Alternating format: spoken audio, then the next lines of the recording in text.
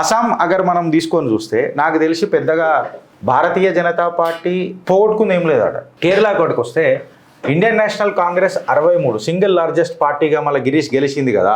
ఎన్ని రాష్ట్రాలలో గెలిచింది అని అనేది ఇంపార్టెంట్. కరెక్టారా? అంతే. కేరళలో ఒకసారి గెలిచింది అని అంటే దాన్ని కాదు కదా. అసెంబ్లీ పుడుచేరి మనం తీసుకొని చూస్తే ఇక్కడ కూడా నాకు తెలిసి భారతీయ జనతా పార్టీ యొక్క కూటమి ఘన విజయం సాధించింది. భారతీయ జనతా పార్టీకి అంతేం లేదు, బికాస్ అక్కడికి వచ్చినాయి 4 సీట్లు. తమిళనాడు ఇది దా సర్ప్రైజ్. ఇది దా సర్ప్రైజ్. మనం ఆ రోజు పెట్టినప్పుడు రిసార్ట్ పార్టీ లాగా విజయ్ పార్టీ ఎదగబోతుందని చెప్పి నిన్న కూడా మాట్లాడినాం. ఎమ్మెల్యేలను దాచిపెట్టుకోవాల్సిన అవసరం వస్తుందేమో అని చూస్తే ఇప్పుడు వేరే పార్టీ వాళ్ళు దాచిపెట్టుకోవాల్సిన అవసరం వచ్చింది. వెస్ట్ బెంగాల్ ఎలక్షన్స్ కాడికి వచ్చేసరికి భారతీయ జనతా పార్టీ నిన్ననే మాట్లాడినాం మేము. మొన్న మాట్లాడినామా లేదా? 200 సీట్లు దాటుతున్నాయని ఒక అంచనా ఉన్నది. పబ్లిక్ మనసులో ఏమున్నది, బయట ఏం మాట్లాడుతున్నారు ఏం తెలుస్తలేదు. నిశ్శబ్దమే ఇలా శబ్దమవుతున్నది, విప్లవం అవుతున్నది అని చెప్పి నిన్ననే మనం మాట్లాడుతున్నాం. దీదీ ఓ దీదీ ఆగా మోదీ అని చెప్పి ఇలా వెస్ట్ బెంగాల్లో మాట్లాడుతున్నారు. సో నేనేమంటా అంటే ఇలా భారతీయ జనతా పార్టీకి మీరు క్యాడర్ని మరవకుండ్రి.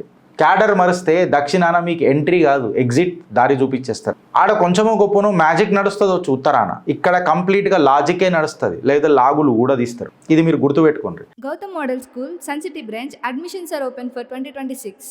No admission fee, free school uniform and also bus transportation available for nursery to 10th class. Hurry up. Address: Sun City branch opposite Kasturba Trust. Limited seats.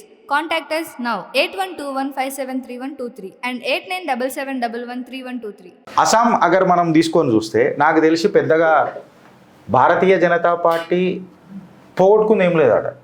Bharatiya Janata party సర్కారు ఉండే, వస్తుంది అని ఎక్స్పెక్ట్ చేసిండ్రు, తీసుకొస్తాడు అని అన్న మూతబరి కూడా ఉండే, తీసుకొచ్చాడు. కరెక్టారా? అలా పెద్ద డౌట్ ఏం లేదు. అండ్ 82 సీట్స్, కాంగ్రెస్ కేవలం 19 సీట్లకే పరిమితం అయిపోయింది. అక్కడ ఉన్న ప్రాంతీయ పార్టీలు ఏవైతే బిఓఎపి, పిఎఫ్, ఏజీపీలు ఏవైతే ఉన్నాయో వాటితో సరిసమానంగా కాంగ్రెస్ ఉన్నది అని అంటే మీరు అబ్జర్వ్ చేయండి.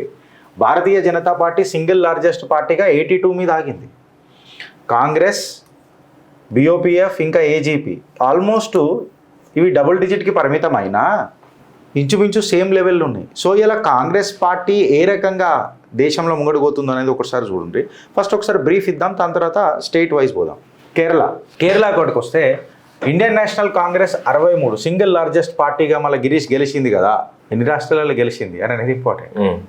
కరెక్టారా? అంతే. కేరళలో ఒకసారి గెలిచింది అని అంటే దాన్ని కాదు కదా. నువ్వు ఎప్పుడు నువ్వు కాంగ్రెస్కి ఖిలాఫ్ మాట్లాడతావు. కాంగ్రెస్కి ఖిలాఫ్ నేనేం మాట్లాడతలే. దీని మీద కేరళ మీద లాస్ట్కి ఒక విశ్లేషణ ఖచ్చితంగా ఉంటుంది. భారతీయ జనతా పార్టీ కూడా అర్థం చేసుకోవాలి ఏంటంటే ఇక్కడ 3 సీట్లే వచ్చినాయి అనుకుంటా కేరళలో భారతీయ జనతా పార్టీ. సో సౌత్లో భారతీయ జనతా పార్టీ ఎంట్రీ లేదా ఇది భారతీయ జనతా పార్టీకి ఎగ్జిటా, దీని మీద కూడా మనం చర్చిస్తాం. సో ఇప్పుడు ఎప్పుడు నేను ఎవరి పార్టీ. అసెంబ్లీ పుడుచేరి మనం తీసుకొని చూస్తే ఇక్కడ కూడా నాకు తెలిసి భారతీయ జనతా పార్టీ యొక్క కూటమి ఘన విజయం సాధించింది. భారతీయ జనతా పార్టీకి అంతేం లేదు, బికాస్ అక్కడికి వచ్చినాయి 4 సీట్లు.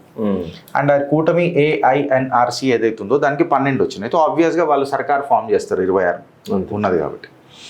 బట్ భారతీయ జనతా పార్టీకి సౌత్లో మళ్ళీ ఎంట్రీయా ఇది ఎగ్జిటా అనేది భారతీయ జనతా పార్టీ కూడా ఆలోచించాలి. ఇది మనం విశ్లేషిస్తాం. తమిళనాడు ఇది దా సర్ప్రైజ్. మనం ఆ రోజు పెట్టినప్పుడు రిసార్ట్ పార్టీ లాగా విజయ్ పార్టీ ఎదగబోతుందని చెప్పి నిన్న కూడా మాట్లాడినాం. ఎమ్మెల్యేలను దాచిపెట్టుకోవాల్సిన అవసరం వస్తుందేమో అని చూస్తే ఇప్పుడు వేరే పార్టీ వాళ్ళు దాచిపెట్టుకోవాల్సిన అవసరం వచ్చింది. ఇప్పటిదాకా మనం ఒక పోల్ కూడా నవీన్ రన్ చేసిండు అనుకుంటా. విజయ్ మళ్ళా సంపూర్ణ బహుమతి రాలే, బట్ సింగిల్ లార్జెస్ట్ పార్టీగా 108లో పోయింది కాబట్టి గవర్నర్ ఖచ్చితంగా, కాన్స్టిట్యూషన్ ఖచ్చితంగా విజయ్కే ఫస్ట్ ఆప్షన్ ఇస్తుంది. కాబట్టి నాకు తెలిసి కాంగ్రెస్తో ఇంకా ఈ చిన్న పార్టీలతో 2 కలిపేసిండు అంటే వీళ్ళు ప్రభుత్వం ఫామ్ చేస్తారు. దీని మీద కూడా మనం ఒక చిన్న విశ్లేషణ చేద్దాం. And coming to the point, west Bengal elections కాడికి వచ్చేసరికి భారతీయ జనతా పార్టీ నిన్ననే మాట్లాడినాం మేము. మొన్న మాట్లాడినామా లేదా? 200 సీట్లు దాటుతున్నాయని ఒక అంచనా ఉన్నది. పబ్లిక్ మనసులో ఏమున్నది, బయట ఏం మాట్లాడుతున్నారు ఏం తెలుస్తలేదు. నిశ్శబ్దమే ఇలా శబ్దమవుతున్నది, విప్లవం అవుతున్నది అని చెప్పి నిన్ననే మనం మాట్లాడుతున్నాం. చిత్రగుప్త్ గ్రౌండ్ రియాలిటీకి ఎంత దగ్గర ఉంటుందో మీరు చూడండి ఫ్రెండ్స్. సో భారతీయ జనతా పార్టీకి విశ్లేషకారులు ఏదైతే నిపుణులు ఏదైతే చెప్పినరో, మేమేం సెఫాలజిస్టులం కాదు, డాట్స్ కనెక్ట్ చేసినప్పుడు 200 దాటుతున్నాయి అని చెప్పారు. నేనైతే ఖచ్చితంగా 200 దాటితే లేవో తెలియదు, కానీ భారతీయ జనతా పార్టీ సర్కార్ అయితే డంకేపే చోటు వస్తుందని చెప్పిన. సో 206 భారతీయ జనతా పార్టీ మళ్ళా దీదీ ఓ దీదీ ఆగా మోదీ అని చెప్పి ఇలా వెస్ట్ బెంగాల్లో మాట్లాడుతున్నారు. సో వెస్ట్ బెంగాల్ మీద కూడా మనం ఒక చర్చ ఖచ్చితంగా మాట్లాడదాం. కర్ణాటక గురించి మనం అగర్ మాట్లాడితే భారతీయ జనతా పార్టీ గిరీష్ కర్ణాటక గురించి ఎందుకు మాట్లాడుతున్నావు? కర్ణాటకలో ఎలక్షన్లు అయినాయా? మన కాలే. మళ్ళీ కర్ణాటక ఎందుకు అయిందనంటే ఉత్తరాన భారతీయ జనతా పార్టీ ఏదైతే గట్టిగా ముంగడిపోయిందో కదా నవీన్, హానెస్ట్గా ఇప్పుడు మనం మాట్లాడుకోవాలి ఏంటంటే మళ్ళీ దక్షిణాన భారతీయ జనతా పార్టీ ఎంట్రీ అయిందా ఎగ్జిట్ అయిందా అని అనేది చూడాలి. కర్ణాటకలో భారతీయ జనతా పార్టీ ఎప్పుడైతే ఓడిపోయిందో నా దృష్టిలో భారతీయ జనతా పార్టీ దక్షిణాన నుంచి ఎగ్జిట్ అయిపోయింది. ఇది కేంద్ర నాయకత్వం ఆలోచించాలి. ఇది ఆలోచించకపోతే ఇక్కడున్న పార్టీలు ప్రాంతీయవాదాలతోని దేశాన్ని విభజించే ఒక ఏమంటారు ఆట మొదలెడతారు, వేట మొదలెడతారు. సో కర్ణాటకలో ఎప్పుడైతే భారతీయ జనతా పార్టీ పోయిందో నిన్న ఆడ ఇయ్యాల ఈడ అని చెప్పి తెలంగాణ కూడా మనం పోగొట్టుకున్నాం. అంత గట్టిగా ఉన్నామని అన్నాం తెలంగాణలో. బట్ తెలంగాణలో ఎప్పుడు భారతీయ జనతా పార్టీ గట్టిగా లేదు. నేను ఒక ఇన్సైడర్ లెక్క కార్యకర్త లెక్క గట్టిగా చెప్తున్నా. ఇది ఫ్యాక్ట్. మనం యాక్సెప్ట్ చేసిపోతేనే మనకందరికీ ఉన్నది.